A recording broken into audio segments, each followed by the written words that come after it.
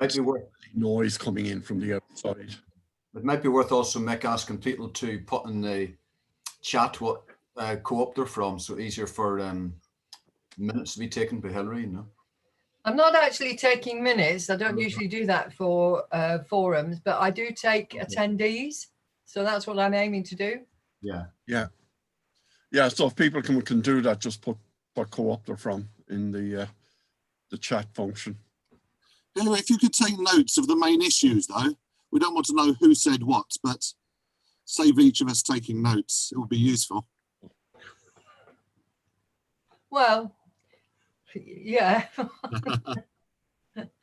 Usually, you just say you'll put the papers up in on the website.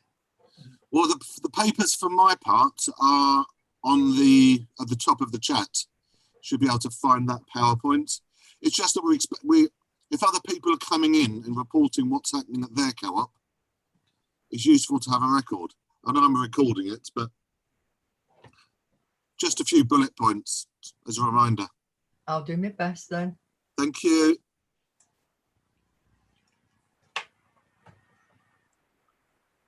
Will we get started then? I think we should actually, yeah. Welcome everybody to this online London Federation of Housing Co-ops Forum. I'm Mick O'Sullivan, the chair. Greg, do you want to introduce yourself and go around and just have a brief verbal? My name's Greg Robbins. I'm the Secretary of London Federation of Housing Co-ops and I'm the Treasurer of Dennis Housing Co-op. Hillary? Oh, sorry. Hillary Elwood, MHC, whichever it is these days, MHC. And I also do a bit of admin work for the executive of the London Fed. Ron? And I'm Ron Bartholomew, the Chief Executive Officer of Middlesex Housing Co-op. How about that? Oh, grand. Niall? I'm the chair of Long Life Housing Co-op and I'm on the executive of the Fed. Martin? Martin Dumont, chair of Leytonstone Housing Co-op, CCH board member and London Fed board member. Yeah. I'm just going to go around as I see people in the window now and just mention your name. You can, Kate. I'm Unit 11 chair, current chair.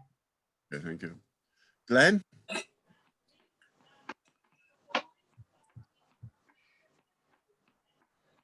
Glenn. All right.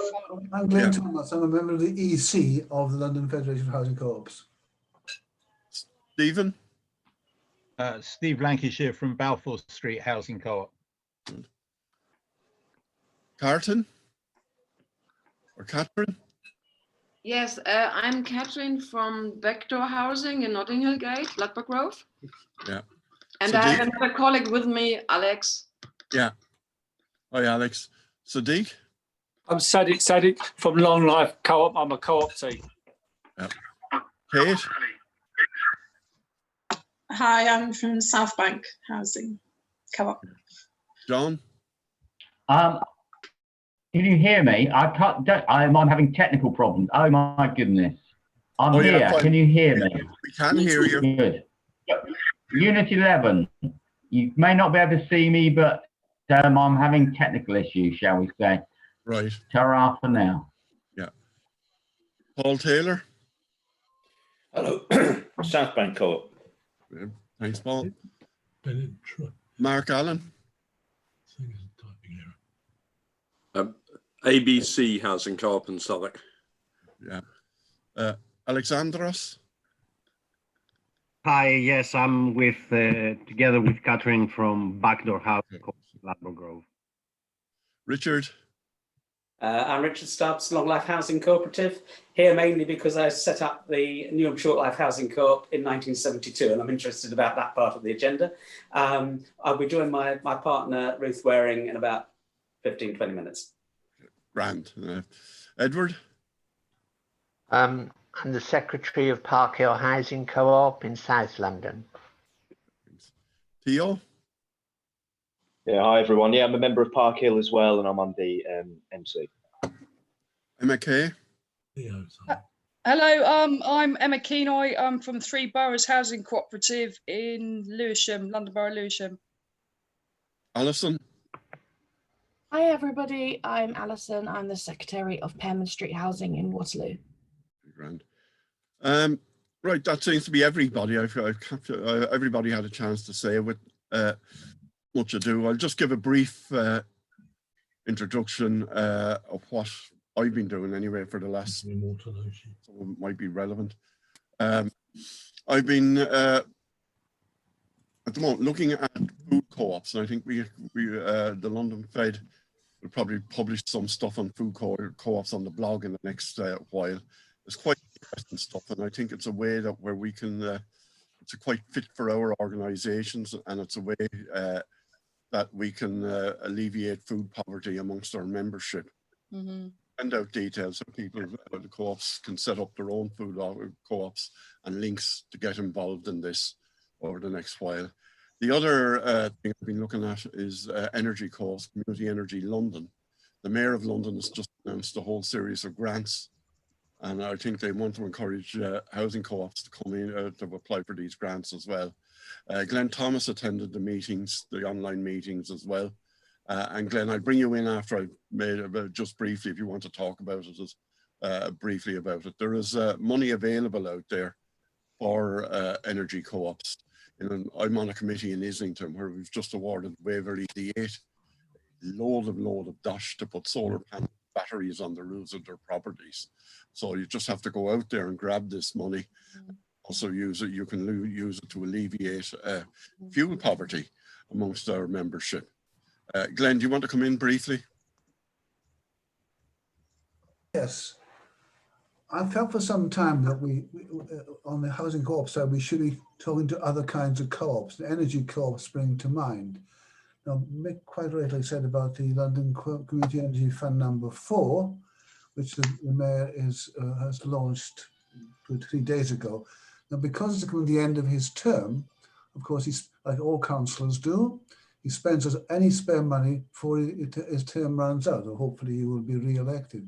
So it's probably too late for any of our members to apply for the LCF4 because you have to have it all in, the whole lot in, by January the 11th. There are 2 funds. One is for development, and in other words, preparing a scheme ready for a future grant. The second one is a capital scheme, which is very substantial sums of money being made available here. The overall scheme is £600,000, I think, to be spent before the Mayor's term of office runs out in May. Or a good part of it isn't entirely. You can still, once you've been approved, the money still flows. So I think it's something that could rejuvenate our sector as well, because I'm on the board of Bannister Housing Solar. It's a council, as a housing an energy co-op. We have panels on the roof of a council estate in Homerton in London Borough of Hackney, which is going very well. And we come under the general umbrella of Repowering London. So there are organisations out there which can, and the other ones, quite a few others. In South East London, there's South East London Cooperative Energy, and they're helping to set up things as well. So there are other, if any of our members wanted to go along that path, there are people who could help and have been doing it either on schools or council flats. I don't know any offhand that do in the Housing Association, but I don't see a reason why they shouldn't do. Okay? Yeah, that's fine. Just to mention that as well as the Mayor doing this, local authorities have tons of money available. I just dispensed over £600,000 worth of grants in the last 2 years to various organisations. Unfortunately, there wasn't that many co-ops who were interested in applying for this. But this is a way of, ensuring that your properties are future-proofed. You can also get money from the Renewable Heat Initiative towards insulation and installing ground source heat pumps that will help, again, heat your properties, especially street level properties over the winter. well worth exploring this. I will put a number of initiatives on this. There's a TMO in Islington that's looking into this, basically replacing their communal boiler system, communal heating system, with a series of ground source heat pumps. And it's something I think people should be looking into, especially the welfare of their organizations. Sorry, Catherine. Thank you. May I just say, first of all, I think it's a wonderful idea that all these different co-ops come together. I think it's really good. Is there a list or something of the criteria for this capital scheme? You mentioned a few, what we can apply for. Is there something that you can maybe give us later, or? Will, yeah. I won't be able to do it during the meeting, but I will. No, but later I can ask you, or we can ask you, yeah? Or Glenn, can you circulate the details of the scheme? When we had our meeting a couple of days ago, wasn't finalised, but they will be finalised and published on Monday. At City Hall. So the other thing I didn't mention, and Mick touched upon it as well, is the Green Homes Grants. This is a government scheme, not only for tenants, but for owner-occupiers and landlords as well. And the problem with that has been that it was supposed to run out sort of in the spring. But Boris Johnson, our so-called Prime Minister, made an announcement that it would now be extended into 2022. What he didn't say, and what our speaker from the GLA told us, is that he hasn't made any money available after the first part of it yet. So really, we need to get to our Labour and other people, Conservative preferably, because they have his ear, which we don't, to make sure the money is available, so that if people want to apply later in the summer, because it takes some time to get these things off the ground, that they'll be able to get the money. Right. In that case, I'll move on to Niall. Do you want to introduce the first item? Yeah. Okay, Mick. Yeah. Yeah. I'll just be about 10 minutes, hopefully, no more. Yeah. Just bullet points, really. And this is on the issue of co-ops and housing associations. I mean, I'm not the most expert in this because my co-op's not affected by this, but I think there are people here from co-ops who are. And I was contacted a few weeks ago from people from Optivo Housing Association, which brought it to light to me how bad a problem this is, where they said that the Optivo senior management were basically trying to impose a new management agreement on them, which I just think is undermines really the essence of a cooperative if that agreement goes into is carried out. But I know other co-ops have had similar problems, like St Mark's Co-op in West London and Unit 11, I think, have had similar problems.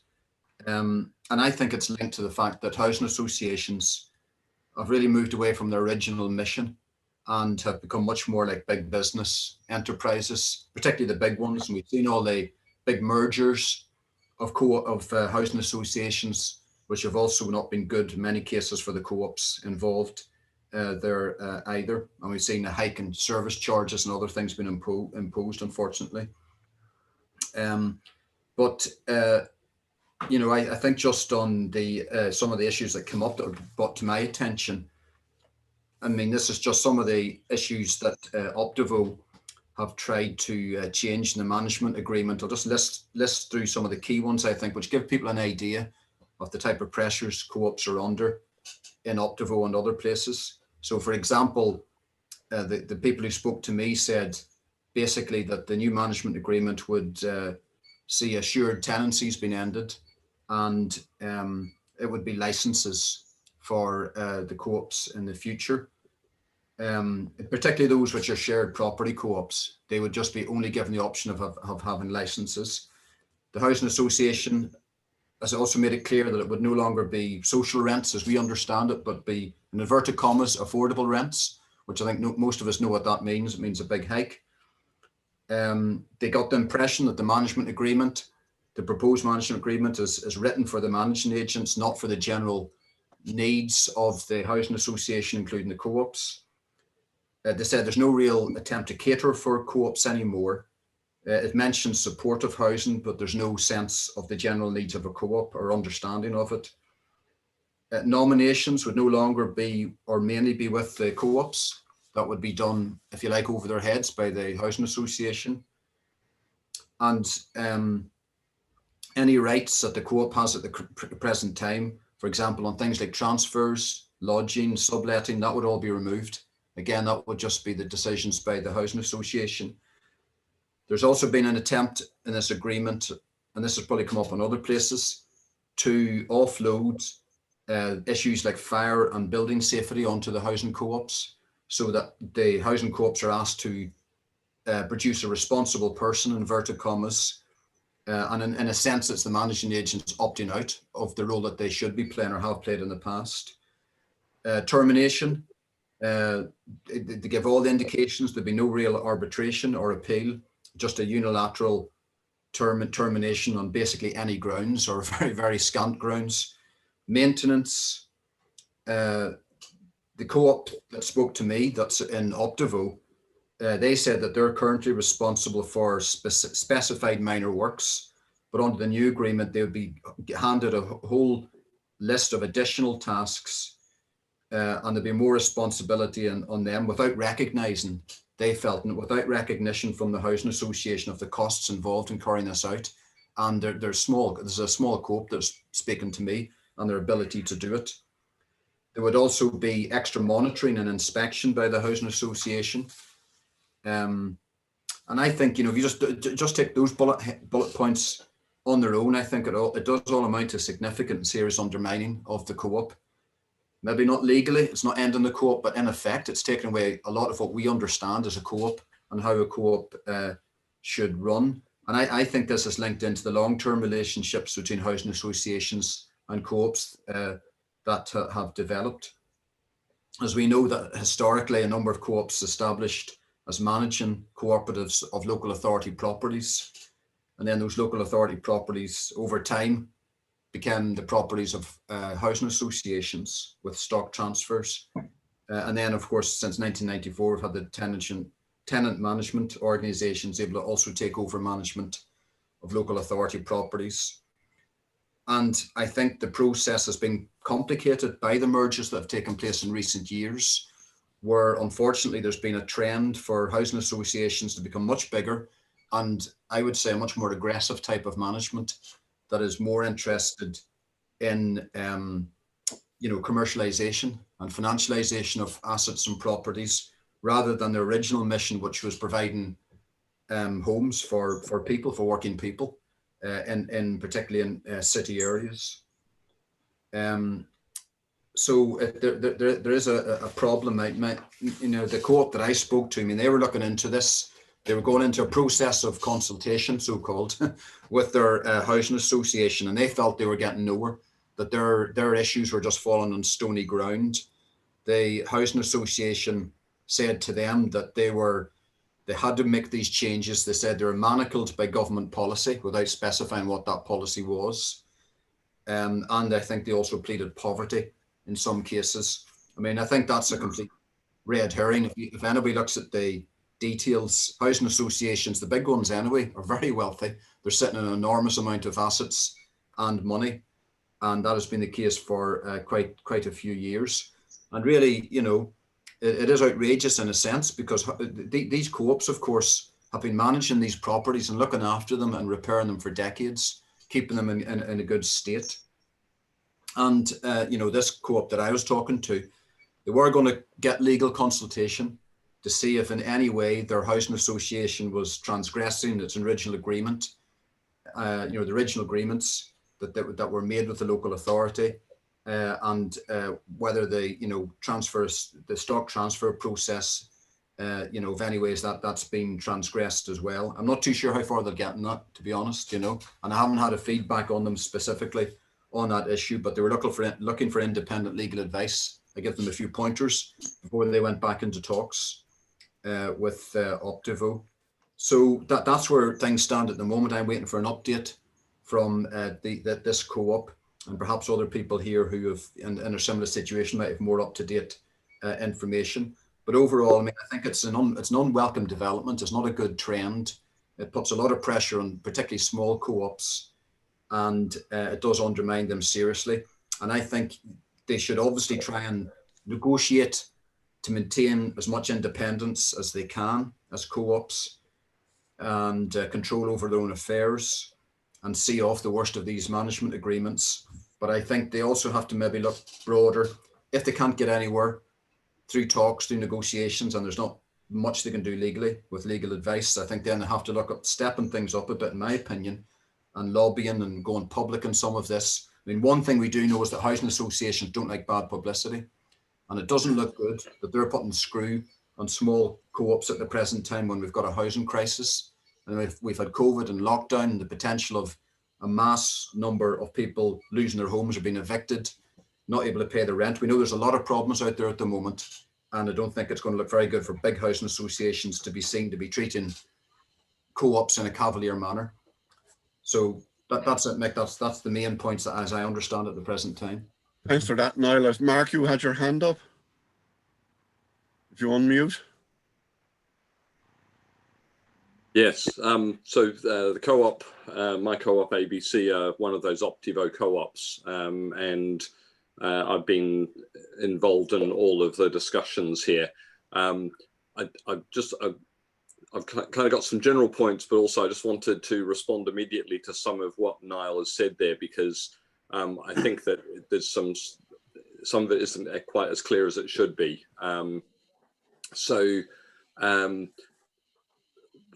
The first thing that happened before they issued this new management agreement, which is a much shorter one. So the management agreements that exist are from the late 90s, and it's the standard modular housing association and managing agent agreements, about 100 pages normally.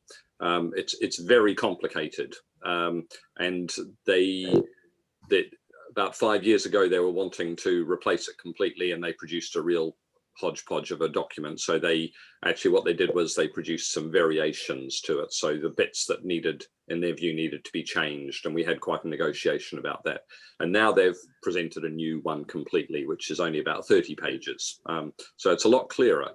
But they produced a new tenure policy a couple of years ago, which said that co-op properties were in their category of special.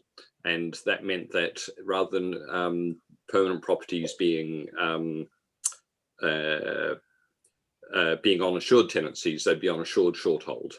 So this is self-contained permanent properties on assured short hold. No justification for that at all. So that got the co-ops together to say what's going on here. And also that shared properties, rather than being on assured or even assured short holds, would be on licenses. And those that is what Optivo do directly. You know, they have directly managed shared properties, and they do them on licenses. So in that case, they're saying it's got to be what we do in our general properties. But for the permanent properties, it was self-contained. It was saying, actually, no, this is special.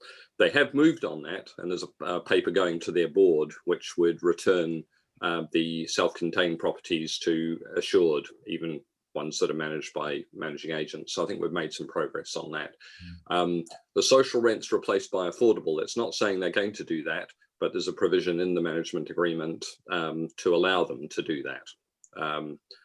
They're not doing that at the moment. The nominations, this is a really tricky one, because there's an argument about whether nominations agreements should be what was agreed at the time of the development, which is the co-op's point of view, that it should be the nominations agreement that we're party to, which was, say, one from the 90s. Those have moved on since then.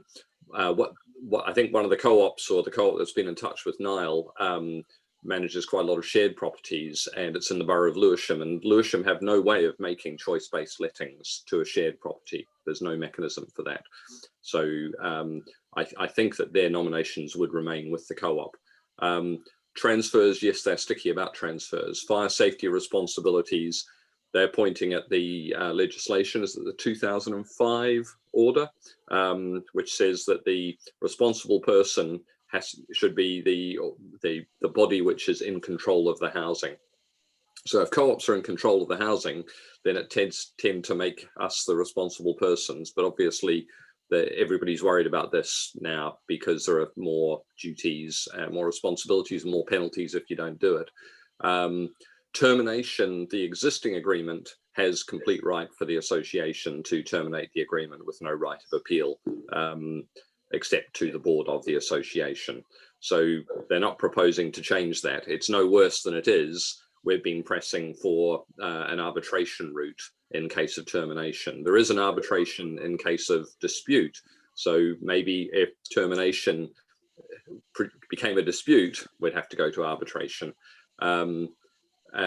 Maintenance, it probably depends a lot on the co-op, what the co-op's doing. It doesn't change the maintenance responsibilities that my co-op has.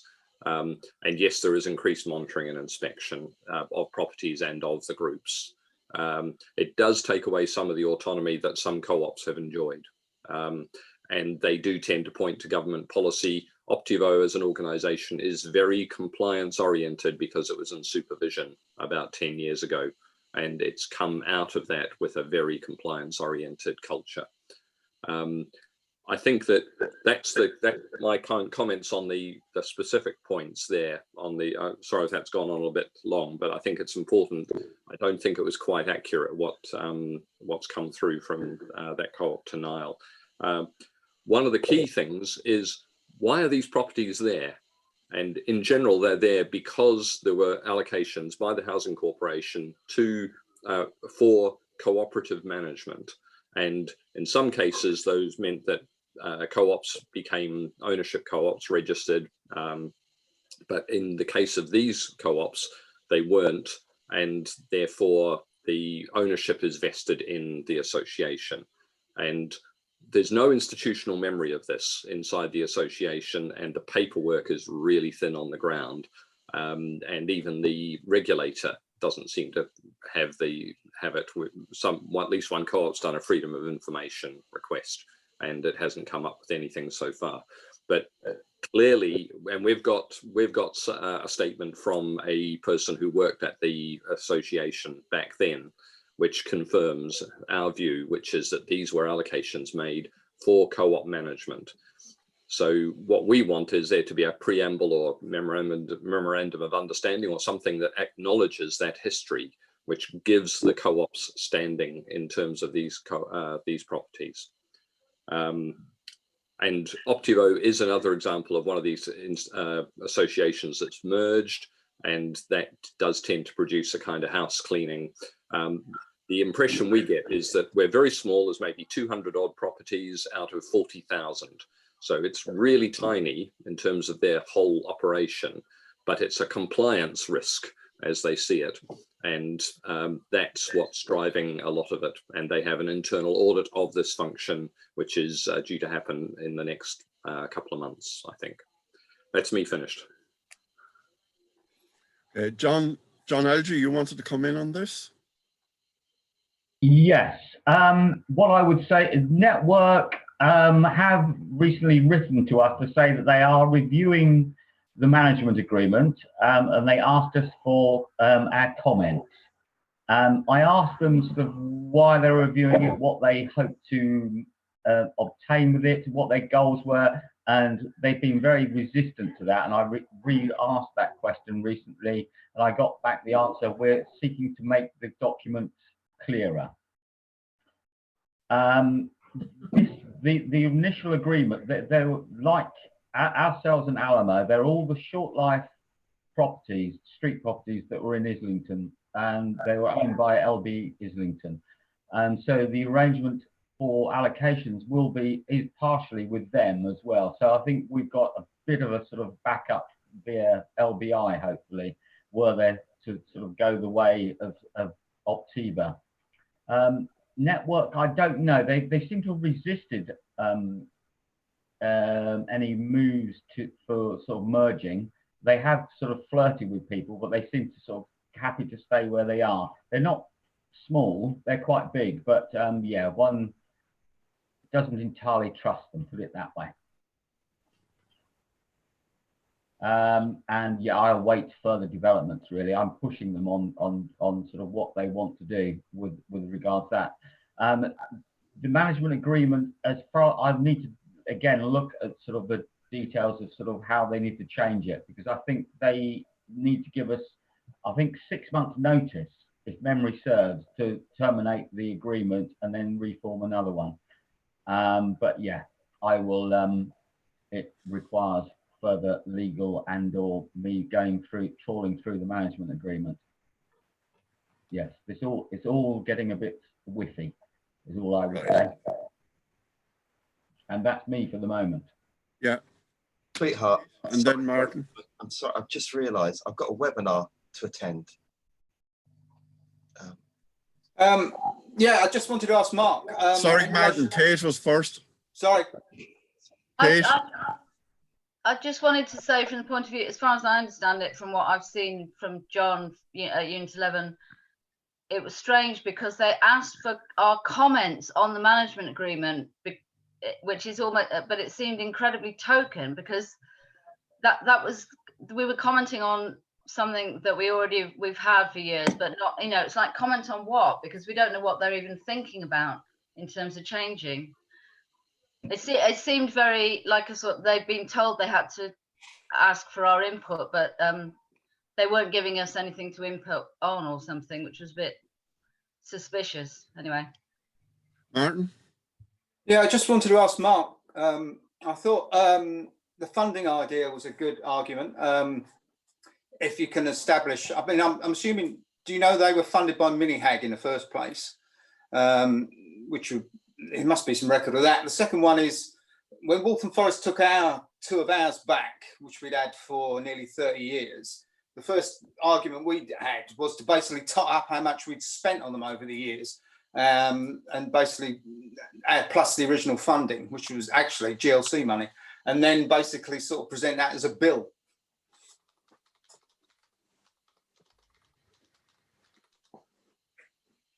Are those properties you were managing? Yeah. I mean, we started off as a short life co-op. At one point, we had 52 properties on the M11 extension. DOT, Department of Transport's compulsory purchase. At one point, we spent nearly just under $500,000, I think, in Minihag money through Solon in East London on those properties. So, that's where we started. And so, but we did have a couple from Waltham Forest. But yeah, I mean, at one point we did tot up how much we'd actually spent on maintaining them over the years, plus the original grant, in an attempt to concentrate Waltham Forest's mind on just dragging them back.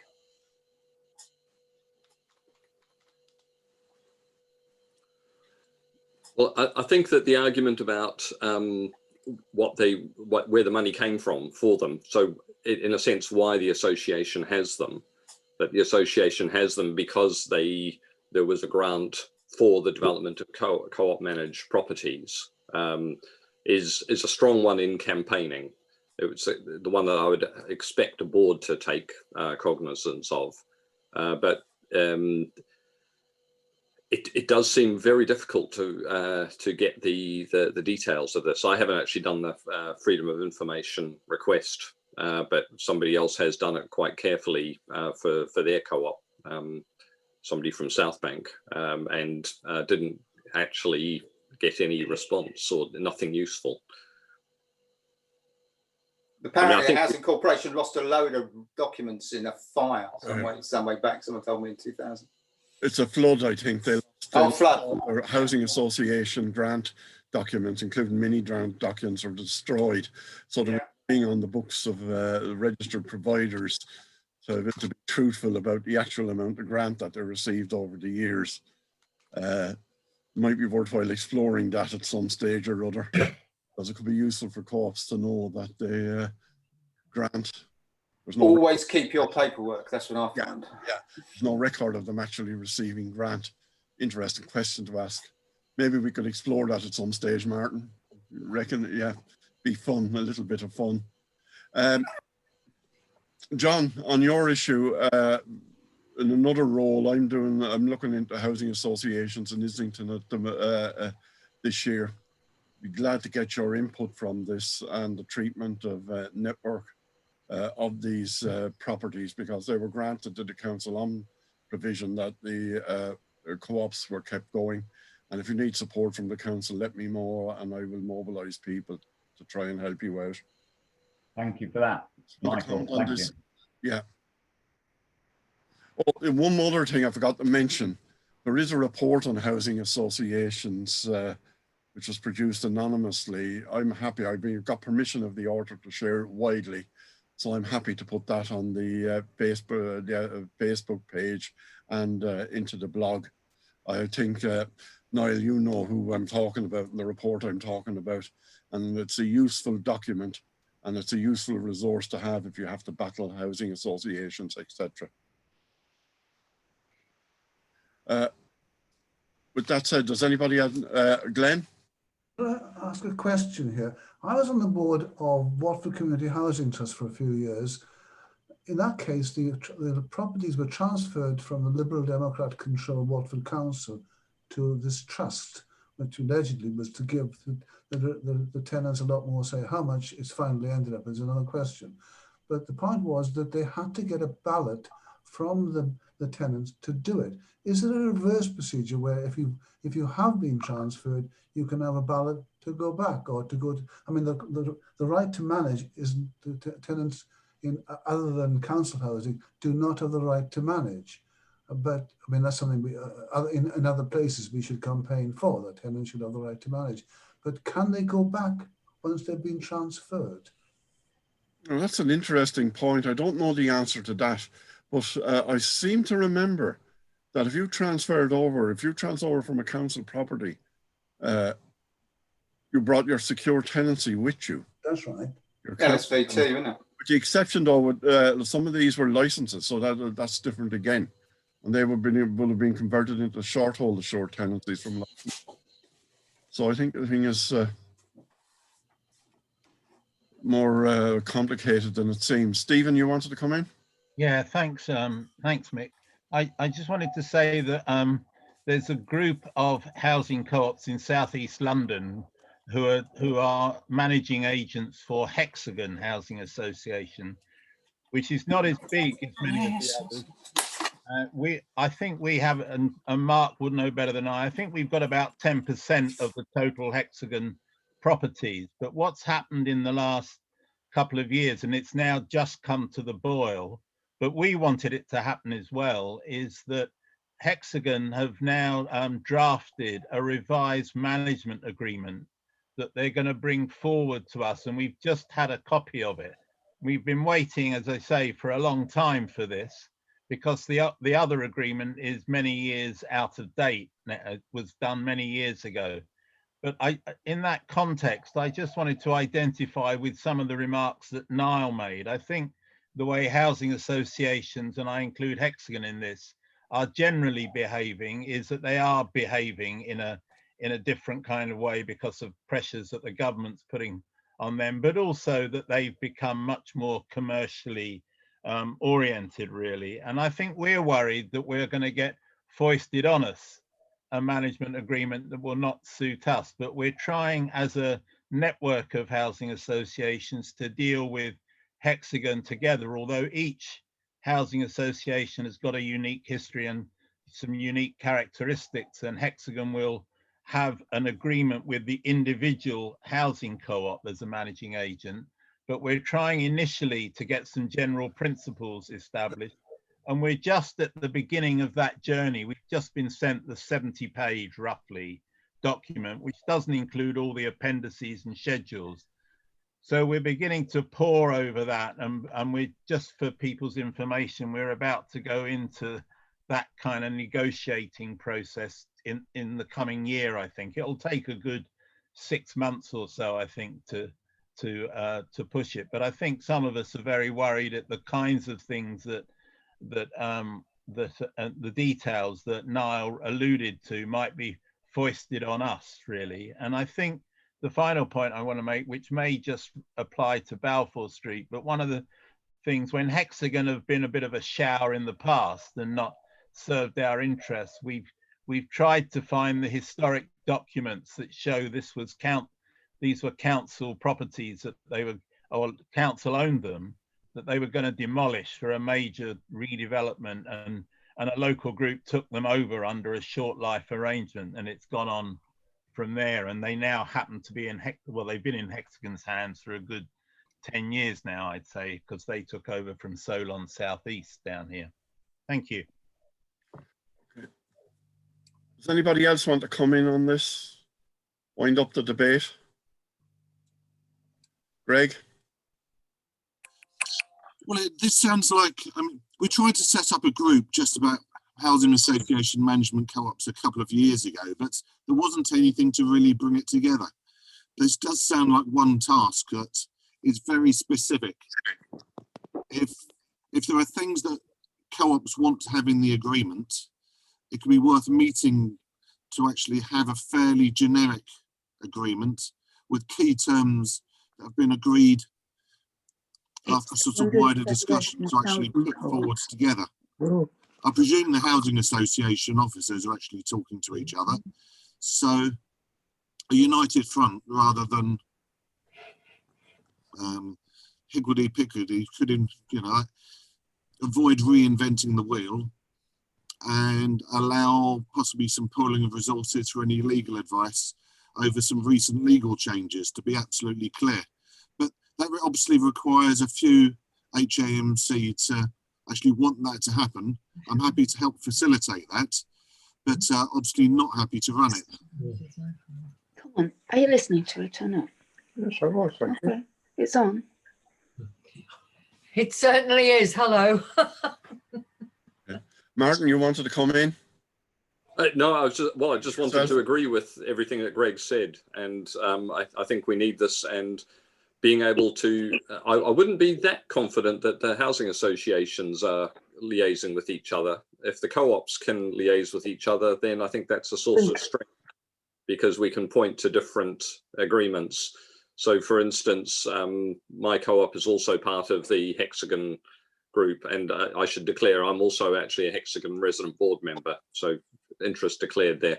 But it's possible to compare what Optivo are doing to what Hexagon are doing, and try and get them both to do the best of what each other are doing. Yeah. The pressures, I think the size issue is important. We are very small in the world of, say, Optivo, rather bigger in the case of Hexagon. And boards are, there's a danger that you just become so much of a problem that they say, we can end this under the current agreement, let's just end it. That's the kind of nuclear option. Martin and then Emma, and then I want to end this debate because it's flowing on. I mean, it's another major item to deal with. Well, just going back to Mark's point about institutional memory, I mean, it strikes me one of the iniquities of this is that most of these organisations, if not directly, but certainly indirectly, fund their way back to the old secondary housing co-op movement. Certainly true of Stadium Network, Solon's. Solon was their TP team originally, and Hexagon basically go back to the days of Axel and Chisel and South London Family Housing. I mean, all of these properties basically become under housing association management via the old secondary housing co-op network. I mean, one, they need to be reminded of their past and future responsibilities. And secondly, again, it goes back to, there was a lot of money floating around when those properties got developed, and they took their cut of that money, and they also need to be cognizant of that history. Emma? Yeah, I mean, I think certainly, with Optivo's definitely been an agenda item, as there is with Hexagon. I'm also part of HECMAF in Lewisham, but I think it's well worth speaking to, kind of other co-ops that are under this arrangement, because I think, particularly just to focus on Optivo as well as our own, because I think that will certainly set the tone. Because I think, certainly HAs are talking to each other at that level with management agreements. So it's definitely going to set the tone for others, really. So I just wondered if there's other representation, is there other kind of representation outside of London, maybe, kind of in the UK or Wales or anywhere else, really, to be fair.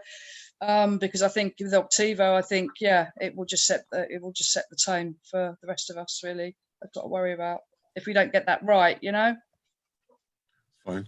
Glenn? Yeah, I wanted to raise the issue of charitable housing associations and their role dealing, so general, but I'm not confirmed these cases have been brought to our attention today, and that there, I mean, it could be that the tenants could appeal to the charity commissioners to investigate what these people are doing. And as far as secondary housing association, I was formerly on the board of CDS, which is no longer a co-op, it's a charity. And they have 40 co-ops in their stable, 4,000 tenants, tenancies. And it's very important that people should have their rights. And just because you become a charity, you may escape from a sort of VAT and things like that. But if it also means that you don't have a responsibility to your tenants, that is an issue that we should be looking at. I think this is going to go on, and it's getting near 12 o'clock, so I'd like to move on to the main.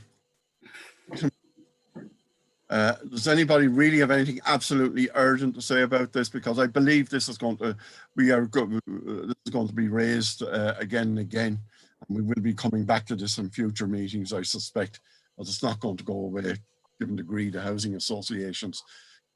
Catherine, I'll bring you in, but this is the last person I'm taking on this item. Thank you very much. I just have a simple question, and maybe I didn't get everything that has been said. We are newcomers to you all. We were told that co-ops want to form a new sort of pressure group for local governments and just to come together as co-ops. Is this going to happen, or are we going back to old networks? I wasn't quite clear of that. I think someone from St. Mark's talked to us and said co-ops want to form a new network of co-ops to see what they together can achieve in terms of putting pressure on politicians, local authorities, and also to interchange more information. Is this, am I wrong here, or are we going to do that? Greg? I think they were talking to St. Mark's. They are a Shortlife co-op, and we're going to be talking about a network of things we're doing with Shortlife co-ops. London Federation is a network of all different types of housing co-ops, and this is the sort of way we meet, and then we set up other groups that take on different tasks and challenges. And so through London Fed, I'm a member of the London Housing Panel, which feeds into the Mayor's Housing Committee. So I think you've got a bit of a mixed message, but overall it's right in that we are doing more about short life housing specifically now, but we also would like to do something about management co-ops with housing associations, and other times we do think it's whatever's topical will be where we put our energy. So I'm looking sideways because I've got two screens. Okay. In that case, that's an ideal opportunity to we lead on to the next item on the agenda. Greg, do you want to? Certainly, I shall. With Shortlife. I've got a few things to pull up, so I'm hoping. Oh, that's good. That's excellent. Will it let me?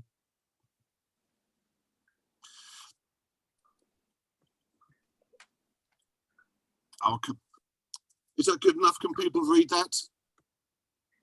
Yeah. Good. I'm not going to kill you by short PowerPoints, but it tends to be a little bit easier if there's something to refer to as we go through, and then people ask if I can share it. And if people have questions, it's easier to go back to it. So this is a little bit a potted history of short life co-ops for those that don't know. A bit about Guardians, and then really what we're trying to do at the moment to say that, explain why we want to support short life housing again, and why Guardians are the spawn of Satan and shouldn't be supported. Obviously, historically, there were as Martin said earlier on, a lot of, dozens, maybe scores of short life co-ops across London. Spotted a spelling mistake there. That could come back later. I hate that. Ex-teacher in me. The way things were done were different. They used to be like councils building big housing estates. There were big projects like the M11 link and the M25. These involved big compulsory purchases and properties empty for a long time often. We thought there was pressure on housing then, but nothing like it was now. And councils were even demolishing properties to stop people squatting in them or going in, smashing out roofs, floors, toilets. Obviously, that was something that was unsustainable, and politically, it just couldn't be justified. So one of the ways around it was people, through a variety of methods, either squatters coming to an arrangement or existing groups approaching landlords, short-life co-ops agreed to manage properties on a meantime basis and either taking over properties that the council couldn't do up and then doing them up with council grants, or taking over properties until the major project took place. So the M11 link, it was obviously several years between properties being bought to get the land and the motorway actually being built. And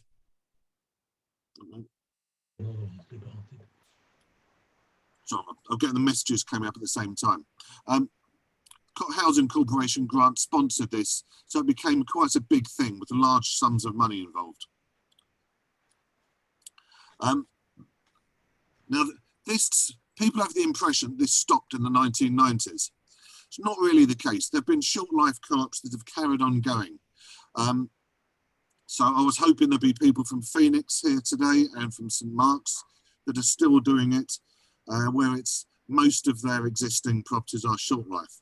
But over time, as councils stopped building and housing projects moved at a different speed, together with obviously being for less grants, there were few properties to move on to. So short-life co-ops either became static and managed to buy the properties, or they held them until the landlords finally said they wanted them back, or just over time they sort of lost the properties, and so we have this situation where only a few remain. But nevertheless, they haven't completely disappeared. In the meantime, though, what's become a lot more common is guardianship, which is the sort of non-cooperative alternative to short-life housing. It began in quite a sort of funky, friendly way with people staying in people's homes while they went on holiday or travelled, so that burglars wouldn't break in. But over time, it became more about stopping squatters coming in, or for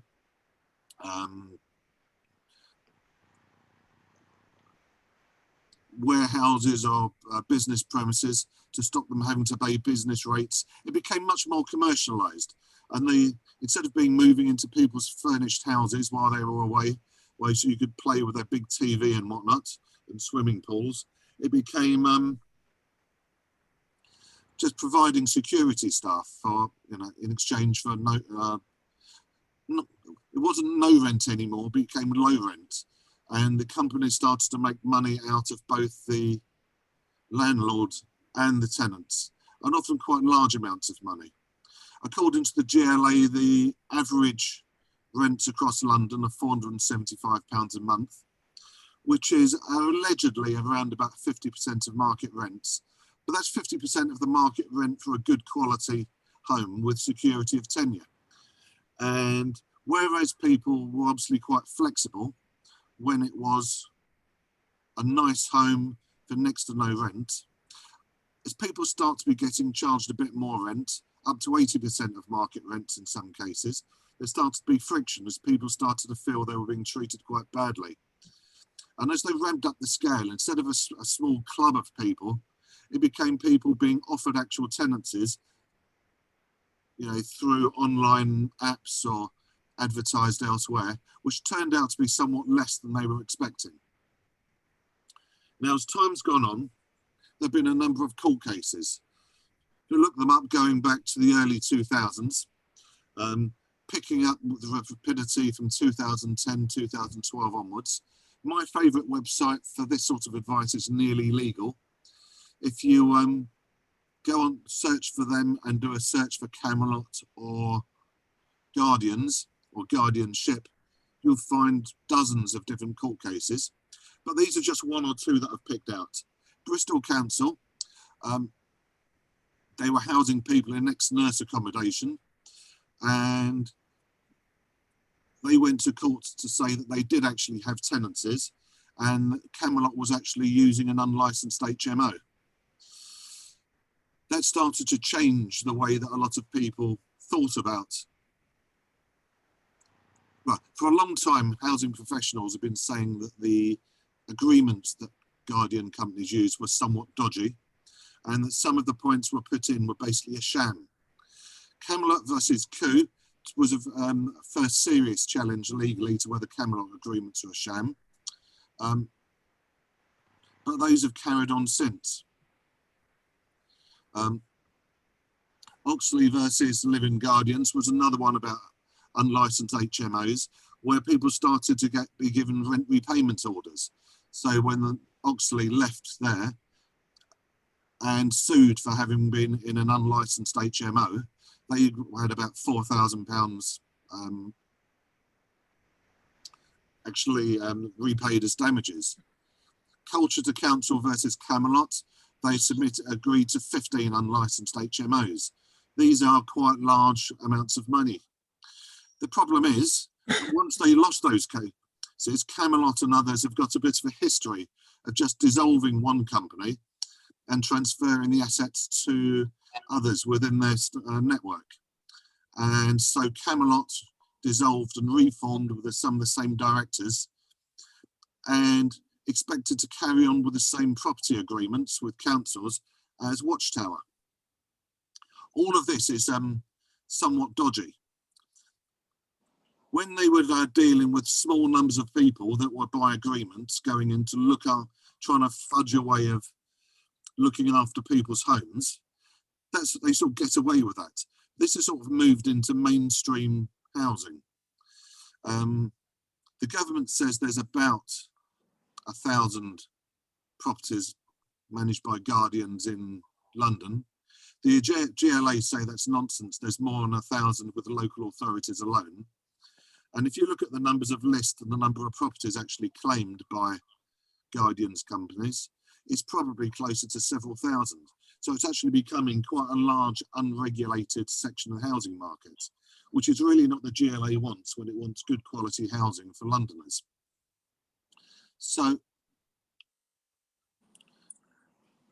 you could obviously spend some time looking at what the advantages and the disadvantages of each model are. I'm aware that it's 12 o'clock and I'm hoping people want to discuss this. So I'm not going to go into too much into the detail of the specific advantages and disadvantages of each. Although in that online blog I did, I've set out a few of them, which we can obviously expand on later. For the time being, I think it's enough simply to say that we're bloody marvellous, funky and dead good, whereas guardianship companies are a bit dodgy. And we can, if anyone wants to know a bit more detail, obviously we can look at that in the questions. What we want to do as London Fed is to try and promote Shortlife somewhat. There's the teacher and me. Through the London Housing Panel, we want to persuade the GLA and the Mayor that Shortlife housing should be the preferred option wherever possible. Through social media and the housing press, we want to publish the advantages of Shortlife co-ops. And from a comparison of the existing management agreements that exist, this is a bit odd. Unlike the Management Co-ops and Housing Association, a bit worried about looking at management agreements again, we want to actively do that from the Shortlife point of view, to have a modern agreement that we can take to councils and say, this is bang up to date. This is approved by the GLA. This is approved maybe by the housing regulator too, but this is best practice and you can trust it. So you're not taking a personal risk. And then also, obviously, any good Shortlife project we can take videos on, get pictures of, accounts of. We want to celebrate those through our annual reports, blog posts, YouTube, and value the expertise that we have, because we want to expand the Shortlife movement. Those people that know about it need to be encouraged to share their expertise with new people coming into it. So that's what we're seeking to do, and we have made a start on it. We've begun meetings between representative of Guardians who want to become a co-op. Some of those are taking legal action. I can answer questions on those, but obviously can't put that in writing. Existing short life co-ops and Action on Empty Homes, a charity that tries to bring empty homes back into use.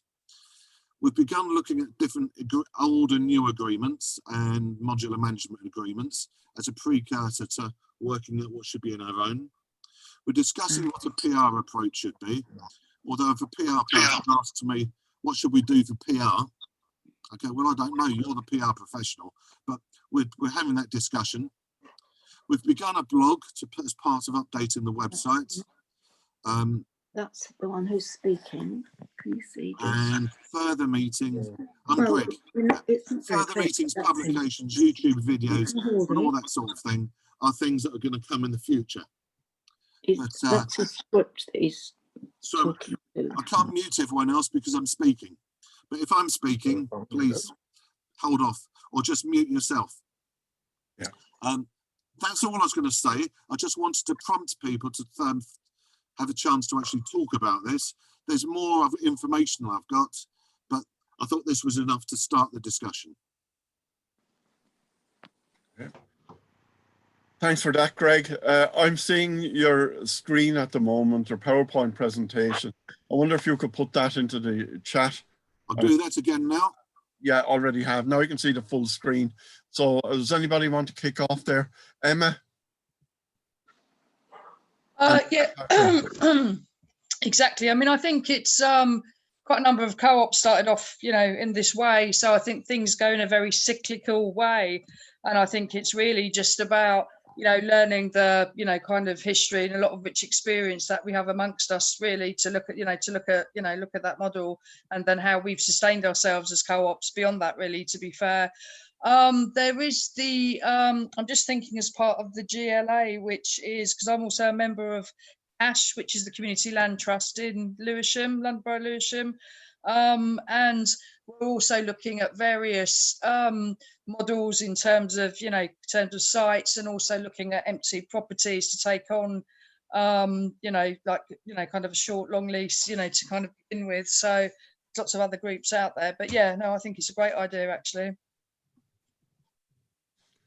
Martin, after Catherine. Catherine? Yes. Thank you very much, Greg. Hello? Hi, yeah.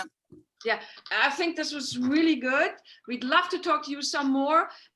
So would you say it's like Camelot and Guardians, they're like the Uber in the taxi trade kind of thing, yeah? It's all a bit dodgy and having all these, and they're actually taking money from both sides and they're basically only commercially driven. So yeah, we get that, and we're absolutely on your side, and we'd love to have your information and get in touch with you, really. Yeah, that's fine. I think you've got my email address. Not yet. No. Yeah. At the risk of alienating everybody here, I think you'll be really careful. I mean, Emma was talking about historically. I mean, historically, I've just put up in the chat, I always saw Shortlife as a way for co-ops to cut their teeth before moving on to something permanent. It's like being on training wheels, get all your housing management and stuff in place. But I have to say, in my co-op's experience, I never saw Shortlife as a long-term option. I always said that it was worth putting your time and money and experience and your voluntary time into being permanent. And I think in some ways, I mean, not to say it doesn't have a role to play, and we certainly got 10 years or more of life out of properties, which I say gave us a chance to get grounded. But I mean, looking at that documentary that was on the other day about shared ownership, I mean, fundamentally, English land law fundamentally comes down to ownership. If you don't own, you're screwed at some point. That's actually the truth. And leasehold, all that sort of stuff. It's just different versions of the same stuff. That fundamentally you're not your own boss. So I mean, I think we have to be clear about what role Shortlife can play in relation to it being a short-term fix or a medium-term option. But the idea that somehow it's got some sort of long-term future, in providing long-term homes for people, I think, we have to be very careful about, because that's where people have got themselves trapped. Alexandros? I have a very quick question about the different types of co-ops. What's the short life and what's the permanent one? For example, in our co-op, you could be in accommodation and you could be there for a long time until, you know, the council or the management company wants it back and everything. So what exactly is the Shortlife co-op? If you can explain to me quickly, otherwise I can look it up, you know, no problem. Well, Just explained it. Right. Short life means that essentially it is temporary and the landlord can just ask for it back. All right, so we are on a short life. Sometimes that's a long time, sometimes it's a year. I get it, I get it. If you own it, you own it, yeah. No problem, thank you. Ownership is the key. Yeah. Okay, yeah. Once lived 8 years in a short life house that had been going for, eventually it went for about 40 years before the council took it back. Same here. Yeah. Don't press anything. If I don't want to press anything, I just leave it. You don't do anything, you just look. You just watch and listen. Does anybody else want to come in here to speak? John Elgie? Yes, I kind of agree with Martin as well. We did cut our teeth in Shortlife. Although the development that Unit 11 eventually sort of got together, some of the houses we had been Shortlife management for 20 to 25 years. But that is not that's not how the modern housing world works. So I don't think, yes, we can revisit sort of some of our old expertise, but I do think it's a different world we inhabit now. And I agree with Martin in as much as that, yes, we want permanence. We don't want short life. But I'm happy to sort of give my sort of fuzzy memory a sort of a brush up and sort of help whomever. Yeah. Kate? Just really quickly, we're I mean, we're now permanent, but we're not owners. We're still renting. But it makes an awful lot of difference being permanent in all the quality of housing. Most definitely. Can you explain that? Sorry. Can you? I mean, who's the freeholder? Our landlord and network housing association, and we're the managing agent, but we're renting, not owner occupying. So we never bought the properties were bought from the council, but not, you know. Anyway, it was a huge long scheme. It was through Solon at the time. But this is my point. This goes back to the previous discussion that the housing association. I mean, it's the same with Coin Street. I mean, a lot of co-ops of our generation, or the generation that came out in the sort of mid-70s through to the mid-80s. I mean, even in deals like Coin Street, you know, if you're not the freeholder, you're still at somebody's beck and call. That's the bottom line in relation to your situation, in relation to your agreements that you may or may not have. Coin Street co-ops have been having problems, isn't it? And it's the same with St Mark's. I mean, at some point, I think you've got to investigate the possibility of trying to have some sort of co-op ability to stock transfer, that basically putting all this time and sweat equity in should count for something, and you should have the ability to own a freehold. That's where I think we should go. I'll bring in Mark first, and then Kate. Yeah, just I don't disagree with Martin, but the possibilities for that are limited. Meanwhile, there's a lot of people living in guardianship schemes who are being treated very badly, and there's a whole generation of young people there. In my day job at Chisel, we've housed some of those people into shared houses, and there's energy there. You know, back in the 80s, that was me. And we went into Shortlife, and Shortlife for our needs at that time was great. And then it became permanent because, you know, the wind was behind us for a while in the 80s and 90s. But I think that the initiative that Greg's talking about could bring in a bunch of people, younger people, 20s, early 30s, who would become cooperators of the future. And it could be a reinvigoration of the co-op movement. You know, it's something we've talked about in some of these meetings, that there's a generation who are now in our 50s, 60s, 70s, and what happens in the future. You know, it's one of those big things that we talk about. This is one route, I think, to getting people on the training wheels and getting them better housed with more control of their housing. Kate? I just personally, I've no interest in owning property, and I think this country's a bit obsessed with ownership. But I totally get it that everything's going in that direction. So it doesn't surprise me that our management agreement is under threat, for example. So I totally appreciate that, the level of insecurity, but I'm resistant to thinking that the only road to success is through ownership. Personally, collective ownership. The organisation owns it, not you. Yeah, I understand, but still, yeah. Greg, and then Niall. I think Mark said a lot of what I was going to say, which is sort of bringing it back on topic. Yes, I would prefer to be owning the place with a freehold. If we can't have a freehold, a long lease. If we can't have a long lease, a strong, secure management agreement. But I'd still rather be in a short life co-op than living as a Guardian company. And that's the point. It's about giving people control. And politically, we either keep making the cooperative option available and allowing people to take control of their own lives, or we allow it to be taken away. And this is just one of those ways of doing it, because at the moment, for the reasons I mentioned, guardianship companies are being shown not to be the safe pair of hands that people thought they were.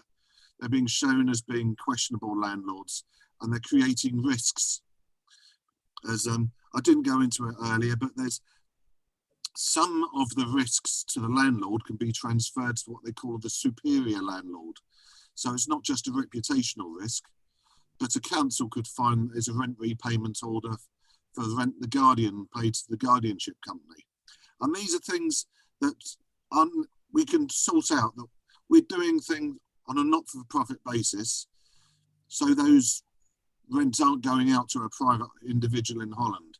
This is about mutual respect and control, and we should be able to sell that to people.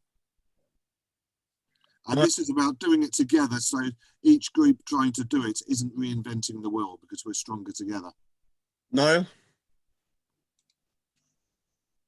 Yeah, thanks, Greg.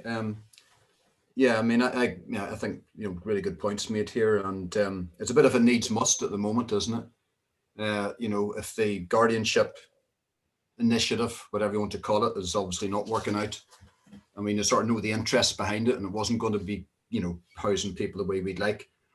Then I think we should step into the gap as much as possible, and along the lines that Greg's saying, and maybe Greg, I don't know. I didn't follow everything. It's a bit quick, some of this slide. I don't know if you've got any sort of links or ideas of the number of guardianship places or identified areas, or is one of these sort of interactive maps? Can we find out locally, potential properties and so on, just to make things a bit more concrete? Or have you any idea the numbers of people involved in the guardianships at the moment? But I think it's right. We should look at it. And I mean, things have changed, obviously, but I think our overarching sort of campaign, if you like, or sort of overarching goal is that, it should be long-term secure housing that we want to give people, just as it was in the past. And of course, things have changed, because in the past you had the housing authority grant and other ways of turning short life into long life. And even if the guardianships, if we were able to intervene there as co-ops, I think it's right what Martin and others say. That's a starting point, and that's good. It's particularly good for young people, but we still have to push for longer term, secure, ownership. And I agree. I mean, I know what Kate's saying. It's not a question of, home ownership as such, as we're talking about collective. And interesting. I've just been reading Frederick Engels' Problems of the Housing Question. It's 200 years since he died, or was born, sorry. And I was just reading that pamphlet again from many years before, and all those debates come up then in the 1870s about, was it a question of every worker getting a home, or should it be a collective approach? We had the worker getting every home, didn't we, with the council sell-off in the 70s, late 70s and 80s, and we saw where that led. So we do need general ownership. We need council mass house building. We all know that. That's the underpinning solution. But I think it's right. We should step in where we can, and but not lose sight overall, because I know young people would love to get into something like this, even if it's just for 3, 4, 5 years, given how precarious housing is at the moment. But then, it has to be longer term. if we want to have settled communities in these areas. So I think, I agree. It's a good initiative, good ideas Greg's putting out there. If we can try and get more detail on it and work on it a bit, and then in each authority look and see what properties might be potential that we can push this issue on. Excellent idea.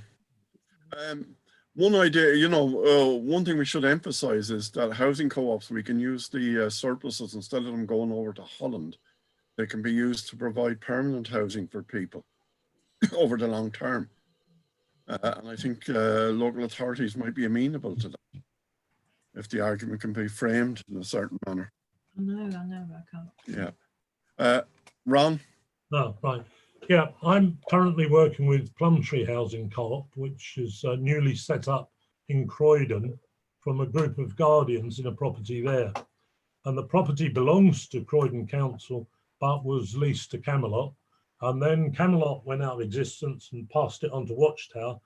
The residents then refused to pay anymore, and they've currently got a rent repayment order claim, which will be heard in February.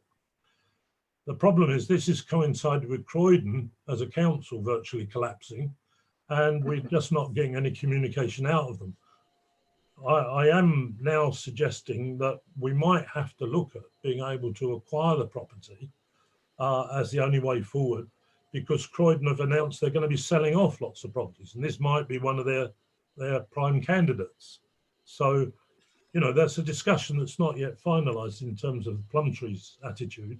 So I've got to hear back from them. But I do think that the reality is that there has to be some option where councils own the property, where there could be funding put in place to acquire them. It's about acquiring them by way of a mortgage with the council.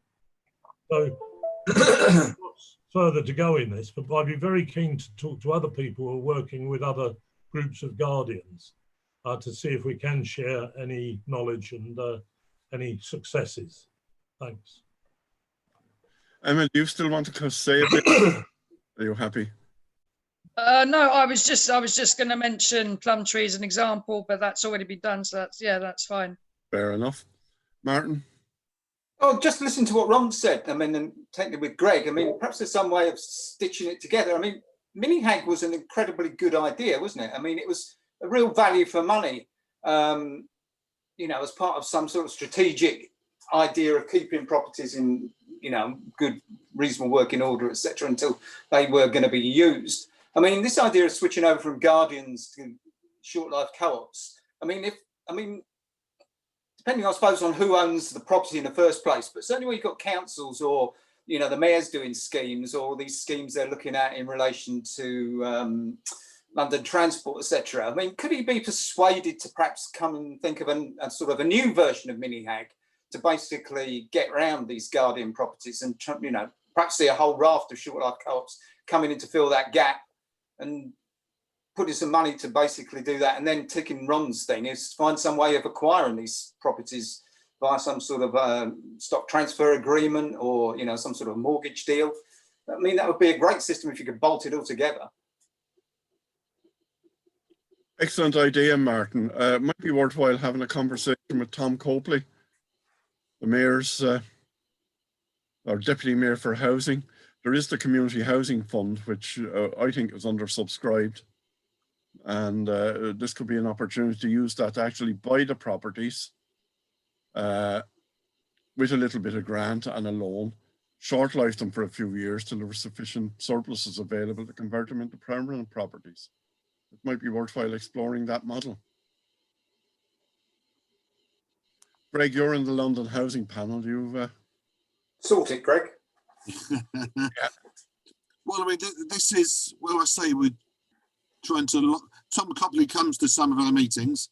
I'm going to be meeting with him next week. These are the sorts of things that I'm trying to put forward.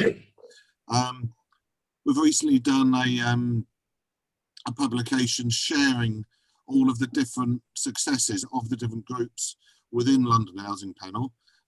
They didn't allow me to include Bunker in that because they're outside the area, but groups like Quaggy and Leather Market, we've put in the developments that they've done. And this is the sort of thing that we can be putting in and sharing and celebrating and pushing forward as examples of where we can actually achieve something. It's also useful to be able to put some pressure on the community-led housing hub to say this is a project that will actually lead to some community-led housing rather than people talking about it.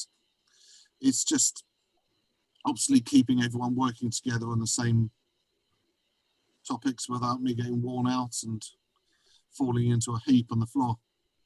Fair enough. Ron?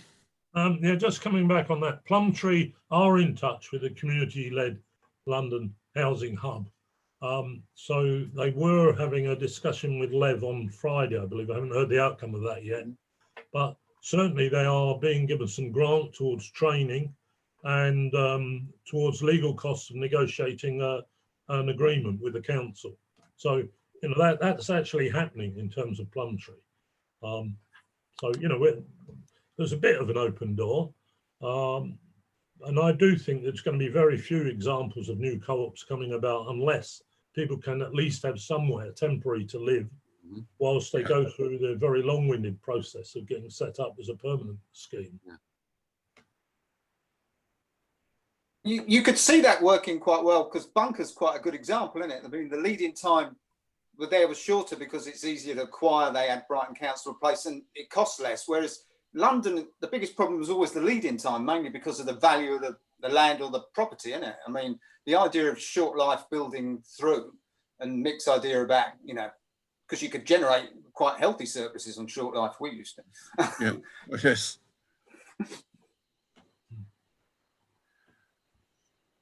Right, does anybody else want to contribute to this debate?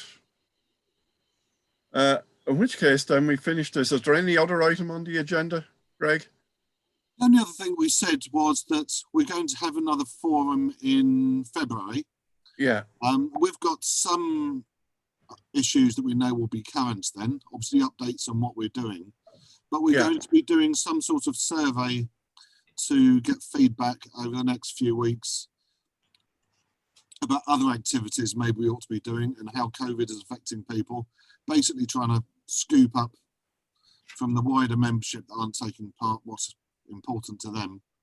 If anyone has anything that they would like considered for future agendas or just want to flag up now, we can't discuss them now, but if you mention them, we can make a note.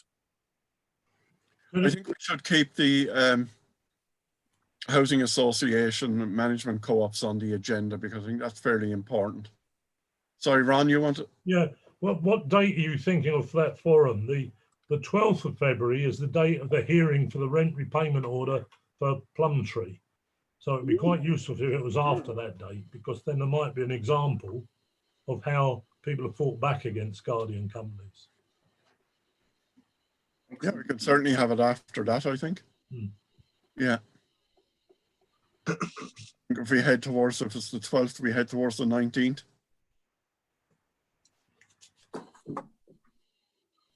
Mark?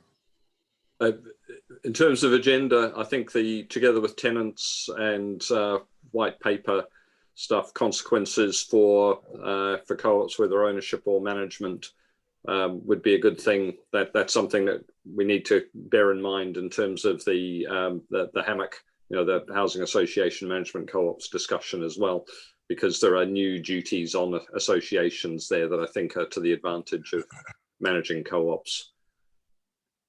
I understand the Housing Association movement has published a paper on the code of governance relating to tenants and how they handle tenants. There's a new code of governance which relates to the NHFs together with tenants and what was in the green paper, some of which is now in the white paper. Yeah. So there's three things that have all happened in within a month or so of each other there. And there'll be new duties on housing co-ops, which housing co-ops should be able to meet very easily in terms of the white paper. Yeah. Good to explore that, I think, at some future meeting. In which case, see, nobody else wants to contribute to the debate. No. Only to say that I put it in the chat. If anyone wants to be part of that HAMC hammock group, are looking at management agreements and such like, email me and I'll put a list together or set up a meeting, whatever people want. Stay in touch. If you're not a member of the London Fed, obviously you can still take part in everything we do, but we do need some subscriptions to function. So consider joining at least. Should that emails be to your own address or to an LFHC address, Greg? It can be to either if you lose one, but send it to me because if it's me dealing with it. Okay, that's a we support housing. Yeah. Yeah. Okay. Okay, will do. Niall, you wanted to come in? Yeah, just briefly. I mean, yeah, I think we should have the discussion on the white paper and the housing associations' attitudes towards. I mean, because it'll be interesting discussion because a lot of housing associations are hostile to tenants organising themselves, and they tend to have, in inverted commas, like yellow unions, yellow tenants associations if they do exist. So I think that is a worthwhile discussion because our housing co-ops inside housing associations are not just in a vacuum, you know, they're part of this process. And just maybe, I think maybe Greg, maybe just want to come in just highlighting the revamping of the website and so on that's going on and just direct people's attention to it. Would be a good idea, Greg? Greg? What, you want me to, by then we'll have more, there'll be more changes to the website. So yeah, I can tell you how wonderful we are. Sell it, Greg. Come on, sell it. Well, I mean, we're talking about having some things put in to celebrate more about the co-op movement, but have some more regular blog spots that can be shared on social media more easily. And we set up a YouTube channel for London Fed stuff. We need to start populating it and then we can share it and ensure it's of a good quality. Excellent. I just obviously can't go out and do much videoing while we're in lockdown. Sorry, Greg, that group that you mentioned just earlier, what's that group again called? We've got two things. If you want to be if you're a housing association management co-op, I said contact me. If you want to be involved with the Shortlife bit, still contact me. Everything contact Greg. I can't read your email. Sorry, can you type it in for us? It doesn't. You keep sending me a file which I can't access. I've typed in the email in the chat. Let me. Greg Robbins at WeSupportHousing.co.uk. Yeah, that's gone to me privately, Greg. I think you need to share that. Yeah, it's not coming up though. Sorry. Oh, I've got it.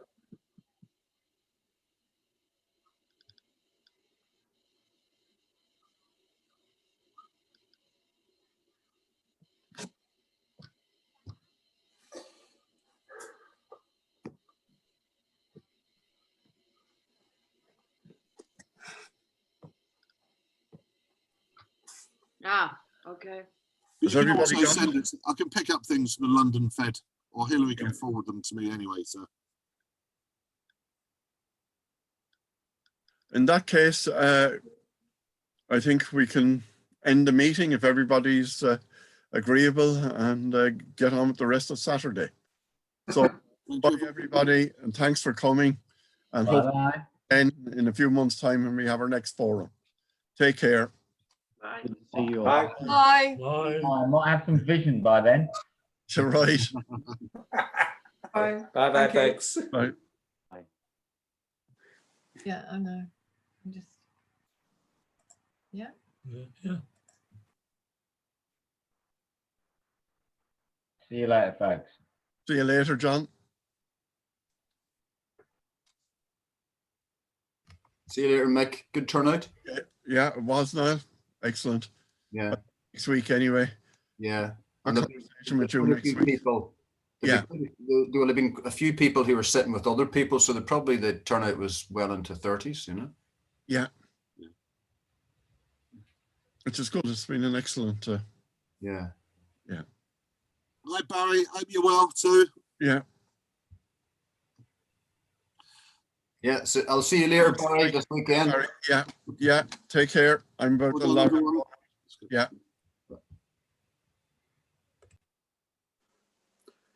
Greg, just before you sign off, yeah, have you had contact from somebody called Geraldine Blake from ABC Housing Co-op? The name sounds familiar. What would she have been saying? We're looking to get some additional worker time, and thought that putting stuff out to people, people who are already working for co-ops would be the best way of doing that, because we're just looking for a day a week from somebody. It's certainly something we quite often advertise on the Facebook group. Right. Yeah. I do tend to glance over the terms. There's some co-ops I go, I'm not advertising that. As long as the terms are reasonable and don't bring the co-op movement into disrepute. Yeah. You'd be amazed what people want to say. We want someone to be absolutely committed, working on 0 hours and self-employed basis. To it's.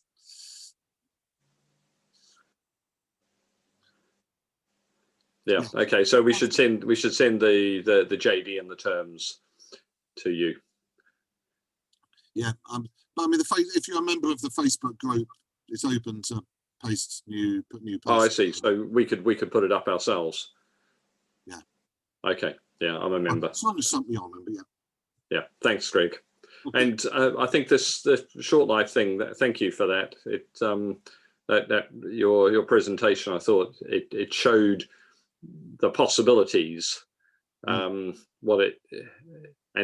if we can attract some of the people in guardianship schemes, I'm thinking back to the 80s, the amount of energy and that we had then to get happening. There was a possibility then because there were these options, but and then that led to permanent as well, because there was that sort of favorable wind from the housing corporation. But if you've got the groups, then you've got the lobbying. We can build on. Yeah, we can. Yeah, exactly. And also, if there are existing organisations like Phoenix and St Mark's, then who've got a track record, then who would be prepared potentially to expand or to do stuff, then that could make people who would be worried about the newness of it say, okay, these organizations have been doing it for 20, 30 years. So that can put some of those kind of fears to rest amongst funders and landlords. There's certainly the possibility for existing co-ops that have got offspring that want somewhere to live that can't find it, to support in doing this. Yes. The idea that a Shortlife is only does Shortlife and ownership only does ownership is really, if the Shortlife becomes big enough, then it can form its own co-op, or it can just take advantage of something's available and maybe something that's done for a while and not.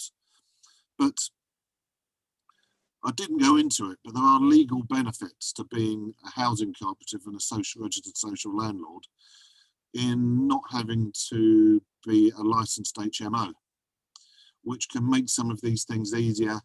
And obviously a registered social landlord is regulated in the same way that councils are regulated. Any housing officer is going to be happier about giving properties to a regulated social landlord than to a group they don't know who they are. There's a certain level of rubber stamping of that. Yes. Yeah. Actually, the hammocks wouldn't qualify in that way, but they are being kind of monitored by associations, but they are comfortable with being managing agents. Yeah. So, I don't know whether ABC, for instance, would be interested to re-enter that world, but the core of our co-op really, in terms of the people who do stuff, is still the people who were in Shortlife until around the year 2000 when we got permanent. I think one of the things will be, though, that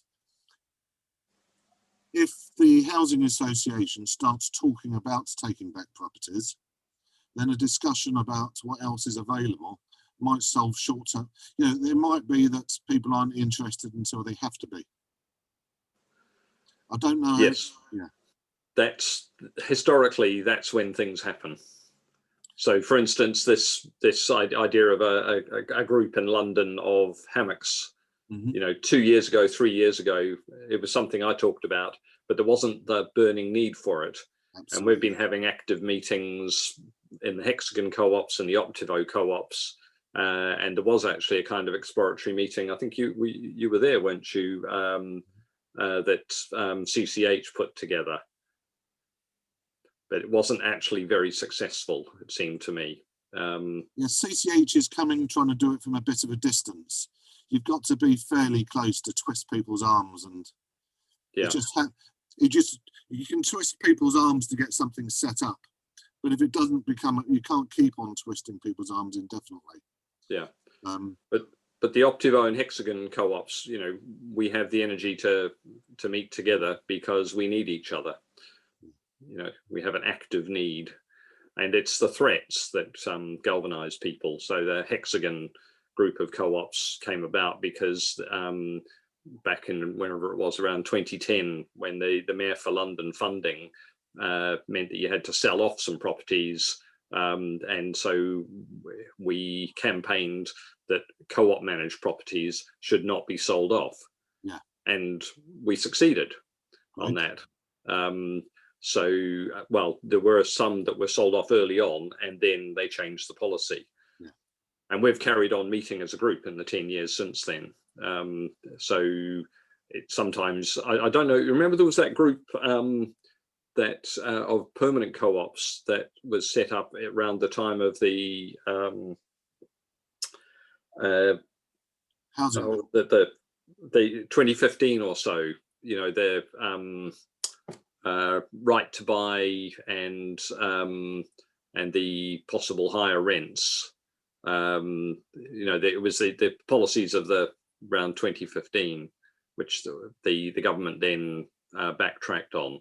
And there was a group of ownership co-ops that set up to really campaign about that. Mm-hmm. London Housing Co-ops Group or something like that. They had two names. Cooperative Housing Group and Co-ops for London. They seem to switch between the two names. Right. Jessica Jacobs from Heathview was quite big in it. A guy whose name I've forgotten from... there's a couple of people in the Coin Street co-ops as well. Yes, yeah, there's some in Waterloo, yeah. So that was in response to what was seen as a kind of clear and present danger. Yeah. But I don't know if it's carried on, because if, you know, that threat was seen off for co-ops. Yeah, it's petered out. Sorry, I wasn't. I went out of the room, came back again, just forgot to turn off. I heard your mention about that campaign, Mark. Yeah, that was begun by a guy just on his own bat, you know, in Coin Street, the London, what was it called? London housing co-op housing campaign, and it went, and then obviously, like you say, it was like an immediate danger, wasn't it? And then it was good. Like there's about up to 70 co-ops at one point. I remember a meeting, in a packed meeting down at Coin Street, and then there's a lot of lobbying and campaigning. The government sort of backed off a bit for co-ops and put a lot of that act in ice anyway, didn't they? And that campaign then it sort of staggered along for a couple of years. And I went to some of the meetings, but it became more like people were turning up and wondering how to start co-ops, that type of thing. Mm-hmm. And began to, you know, lose some of its focus. And then Emily and Jessica, who were heavily involved, they sort of ran with it for a while. And then after a couple of years, they decided to do their own thing with Co-ops for London. And they ended up asking me and another guy, I can't remember his name, and I keep inviting him to these meetings, you know, to try and keep the campaign going. But to be honest, there's so much on, it's just impossible. I've just kept it going as a Facebook page, really, you know. Right. And so there is a list, like there's a list of names of people on it who wouldn't necessarily be at these meetings, you know. It might be more of a, you know, I don't know, a slightly different take on housing co-ops and so on, you know. So it was good when it lasted. And it's still there, and you never know. I suppose something like that could revamp again if there's a new threat, you know, legislative threat, you know. Well, it was interesting to me because I think they formed it partly because they felt like LFHC wasn't a fast enough reacting organisation to for the campaigning that needed to be done, and maybe they didn't feel like it was their thing. I don't know. I wasn't part of it. There was a bit of criticism with that. I mean, I wasn't on the Fed at the time. We were just so busy. We had so many problems in our corporate at the time. We could hardly lift my head above it, And when I went to those campaign meetings down in Coin Street, there was some pretty sharp criticism of the Fed. To be honest, I couldn't comment. I didn't know, But I think it was a little bit what they should have done is linked up pretty quick, That's what we should have done. But I suppose there's a place for campaigning as well, just a campaign, That's what that was in effect. And so it, just could be quick off its feet. But then the other side of it is that once the campaign was seen to be won, or the main issues won, then a lot of people just very quickly drifted away again. There wasn't the structures to keep it going properly, Yeah. At that time, when I was more aware of the Fed and all through Greg, actually began to work with our co-op, I was then saying to people, we'll get stuck into the Fed, That's the place for the longer term discussions, if you like. Yeah. Yeah. So, it can be different. It's horses for courses in some ways. And something like the Fed, something that's established, has a long-term life, can be effective, And I remember a key thing in the development of my co-op was that we had a forum in Southwark of Shortlife users. And when in the late 90s, the council decided to sell off all the properties that we lived in, that organisation just existed enough so that the council sent their committee paper to that, and they opened it in time to see, oh my God, we'd better turn up to that council meeting. And we got 50 people to the council meeting. We made a presentation to them, and that led to these permanent co-ops that basically manage these properties that Hexagon own. So if we hadn't had that umbrella group, and people hadn't carried on attending the meetings every few months, even though there was not much to discuss, then we might not be living where we are now, and our co-ops might not exist in the way that they do. Yeah, no, it's definitely worth keeping these things ticking over, particularly when they're of a sort of format where it's a bit more like networking and loose, isn't it? And you can pull them together quickly, and then but then people do peel off once it's not like an immediate danger, don't they? What I've tried to do, particularly the younger people who were around a few years ago, is get them to come along to these types of forums. I mean, there's some there today. There's Theo and Ferdy, he's actually still online at the moment, but he's probably not in the room, and a few others. He would have been too young, weren't in co-ops at that time, back in 2015. But they're aware of those sort of protests through their parents being in the co-ops and so on, And I've said to them, look, outside of big campaigns, you should come along to these forums, see what's happening. But the work that the LFHC does, that, Greg being on the, what's it called, the LPA, if there isn't the institutional framework that provides funding or legal frameworks for things or standard agreements, all of that, then a campaign tends to be a kind of defensive thing. But when you're building new stuff, you need the foundations and the structure on top of it. And that's, I think, something the LFHC is key to do. And, the work you do, Greg, is really important with that. So, and like that paper that you've presented or the presentation you've done, there's an opportunity here. If that comes off, then there's a new growth point for co-ops in London. Yeah. I thought, Mark, today that someone from Flame Co-op might have come along, I know it's a small co-op, isn't it? But it was Kevin Best, I think, that's the name of the guy. Yes. Yeah, and is it, wait a minute, Estelle, is she Flame? There's two co-ops, and I forget who's in which, because they've got very similar similar stocks, shared properties, for instance. So with that, I've had, I don't know, 5-6 meetings and groups that include them and Lewisham about the Optivo stuff. Yeah. Yeah. And you were saying you've kept going as like an umbrella group since 2010? The Hexagon, we set up as a kind of self-managed co-ops forum of co-ops that manage properties that belong to Hexagon, that came to them in general because of the initiatives of co-ops. And then you said you're on the board, are you, of Hexagon? I'm a resident board member of many resident board places, are there not? The Hexagon 4, right? 3 tenants and 1 leaseholder currently. Right. But there's also been a bit of aggravation with the Hexagon Tenants Forum, Residents Forum. So, you know, in some ways I've been on the opposite side of a fence with Kate and Paul, for instance, there. But we worked together in the Hexagon Co-ops Forum. So despite having some disagreements about other stuff.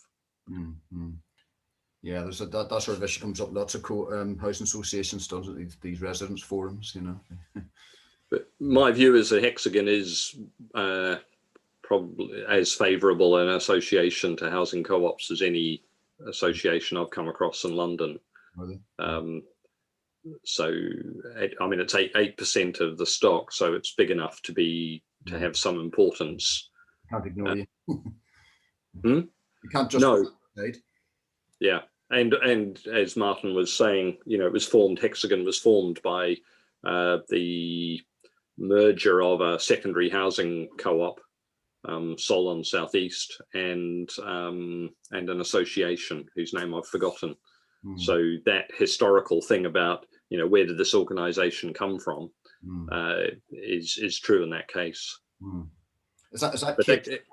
Sorry, is that Kate Stevenson you're talking about, or Kate Stevens and Paul Taylor? Yeah. Was Kate there today? Was she at the meeting? Yes, she was. Yeah, yeah. Both Kate and Paul were there. Didn't speak, did they? I think Kate spoke briefly once. Yeah. Paul's a man of few but pithy words. Yeah. He's a poet and trombone player. Very, very good trombone player, actually. Suppose you come out the trombone. But he does these gigs that he calls trombone poetry, where he plays solo trombone and reads his poems, and he's got a terrific pithy sense of humour. I remember him attending a Hexagon board meeting as a representative of the Residents Forum, and the chief executive of Hexagon was congratulating themselves on having not got into a relationship with Carillion, I think it was, and you know, which went bust. And it was like, yeah, you know, we were very smart about that. And Paul said, basically, all you needed to do was to read Private Eye, and you would have known they were dodgy. That was a really typical Paul, on the money, brief interjection on something. Yeah, very good. Okay, I better go now. Okay, well, nice to chat. Yeah, it's good to chat to you, Mark. Yeah. Okay, Greg, are you just here because we're still chatting, and you've got to keep the meeting going? I leave. It might be, but nothing specific really. I'm thinking that I'm going to stop this recording, and then I'm going to figure out how to chop off the conversation after the end of the meeting shouldn't be shared. But do that. I can't remember what I said, but just in case. Yes, I think that I have exactly the same problem. I forget to turn off the recording, and then I just have to put it into my video editing software and cut the ending of it. If I struggle, because I don't do video editing, if I struggle with this, can I send it across to you? Just to sure. Yeah. I can do it in 5 minutes. And do you keep the video recording or the audio recording? Well, we never have done before, but I've been talking about a YouTube channel. It might not be the most, I think we should be putting out much shorter, pithier things. But on the other hand, if someone wants to just know what was said for part of it, it's something easy to start putting up. Yeah. So, did you say at the top of the meeting that be recording? I asked at the start of the meeting if it's okay to record. Yeah. Okay. See, that's not captured as part of it because I asked before I started recording. Okay. But at the beginning of the meeting, we asked. By all means, send me. I can put it into my video editing software and just chop off everything after the official end of the meeting and send it back to you. That's no problem. Great. Okay. Okay, I'll head off. See you, Mark, and see you, Greg. Cheers. Cheers, everyone. Oh, Bye. the only thing that I didn't price for it. It wasn't essential, but it would have been. You remember I was saying, get Theo or someone to say, why don't you do? We talked about a residential bit or something different for getting people. We talked about a residential conference that wasn't as expensive as the CCH and NFTMO versions. Was open for people to bring partners along without spending a fortune. Yeah. And for the people that, I'm not sure how it would go, but people that want to set up a housing co-op, doing a residential where you see people for more than an hour at a time might be a good thing. Yeah, yeah. I wish I'd sort of primed Theo and Verdi and others, some of the younger ones, to have a discussion, but they can be overwhelmed as well because a lot of grey beards talking, Well, I mean, this is part of what we're trying to do. It's the immediate housing demand is affecting younger people more. Yeah. Social housing is blocked to them. So what else can we make as an offer available? Yeah. I was really struck by having some applicants for chisel shared housing from people who are living in guardianship schemes, and were really keen to be in a more cooperative sort of situation. And I think that there would be a lot of energy from that group. I mean, I get a lot of inquiries. Where can I live in a housing co-op in London? It's like, well, I simply can't provide links for. I can give some pointers to one or two small groups, but. By the way, I put it on the chat. I think I just stumbled across Shelter on their website fairly recently. They've got a big description about housing co-ops and links and so on for whatever reason.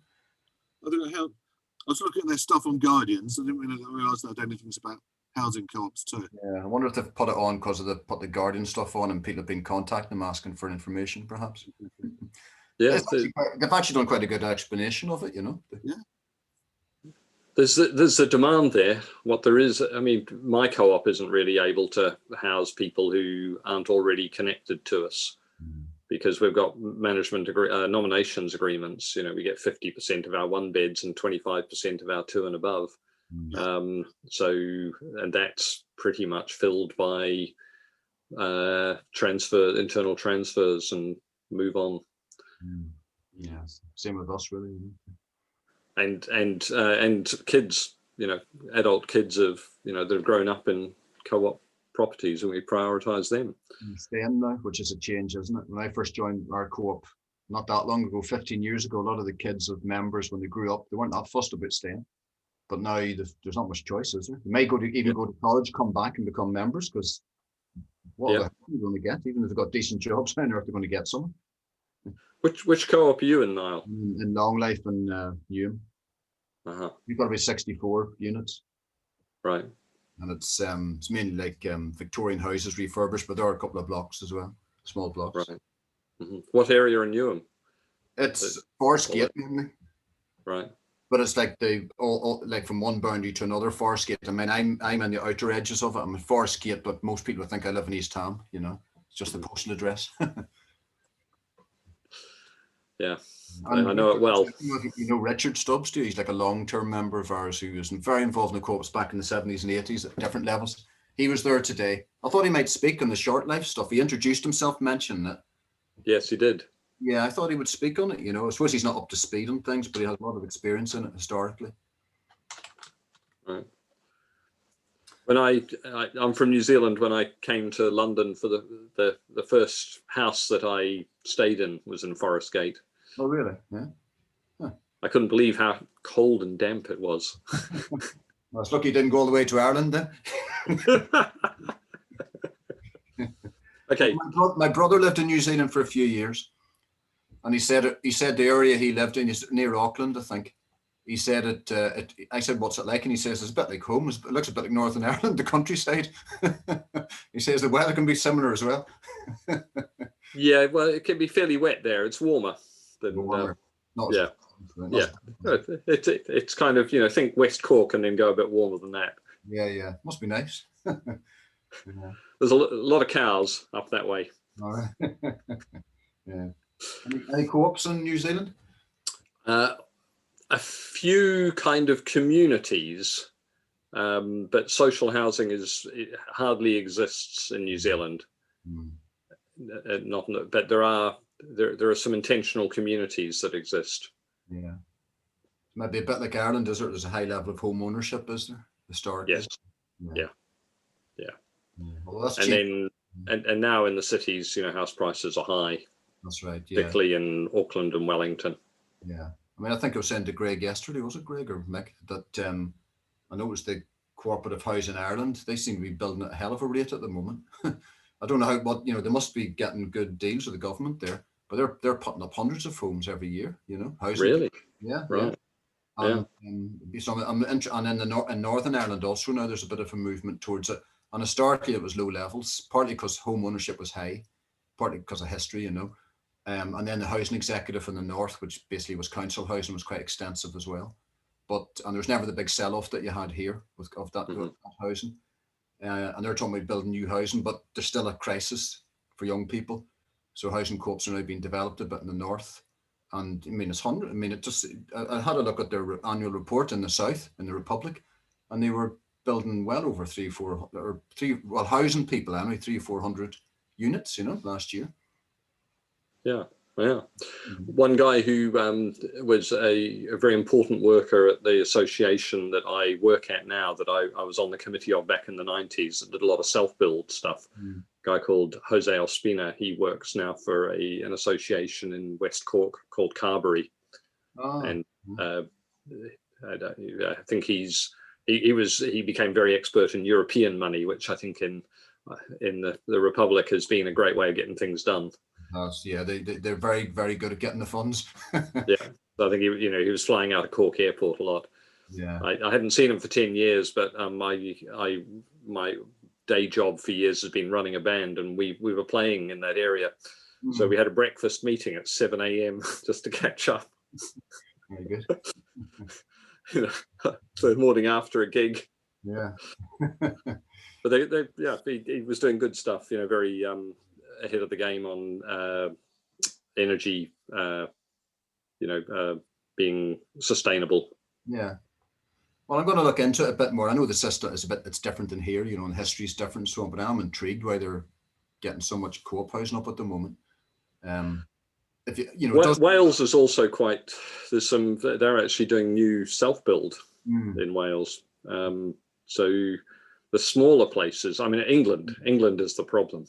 There's land values all the other nations are more creative, there's, I think, and more socially oriented.